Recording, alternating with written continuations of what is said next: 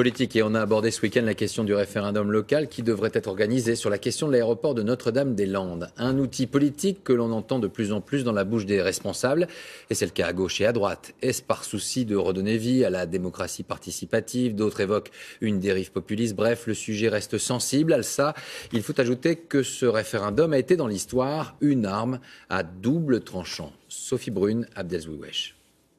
Oui, oui, oui, à la Constitution. C'était en 2005, le dernier référendum organisé en France. Non, non. Des débats enflammés sur la Constitution européenne qui aboutissent à la victoire du non. 10 ans plus tard, le référendum reviendrait-il à la mode? Les politiques répondent oui. Je demande au gouvernement d'organiser un référendum local. Les Républicains croient dans le référendum. Et s'il le faut, en s'arrachant aux griffes de l'Union européenne, via un référendum comme au Royaume-Uni. Le référendum, c'est la possibilité pour le président de consulter directement le peuple sur une loi. Mais son cadre est limité, c'est possible pour l'organisation des pouvoirs publics, la politique économique, sociale, environnementale. En revanche, un référendum sur des sujets de société comme le mariage, la fin de vie ou la peine de mort est aujourd'hui impossible.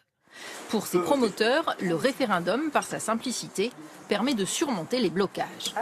Quand on est sur des sujets disputés, sur lesquels les positions s'affrontent depuis longtemps, l'intérêt du référendum, c'est qu'il tranche. On sait clairement c'est oui, c'est non.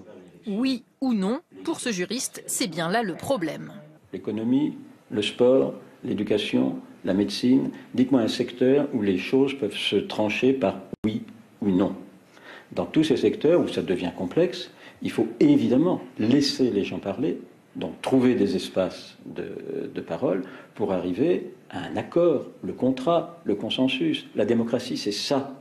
Le référendum est aussi de plus en plus utilisé dans les entreprises. Cette usine automobile de Smart ou ce magasin Sephora ont ainsi consulté leurs salariés sur le temps de travail, parfois pour contourner les syndicats, une procédure dont se méfie cet expert en relations sociales.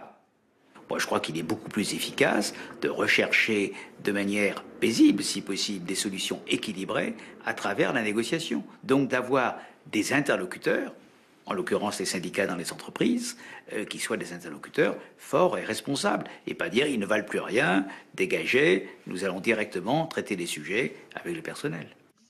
Pour laisser toute sa chance à la négociation, la loi El Khomri prévoit certes des référendums d'entreprise, mais seulement à l'initiative des syndicats.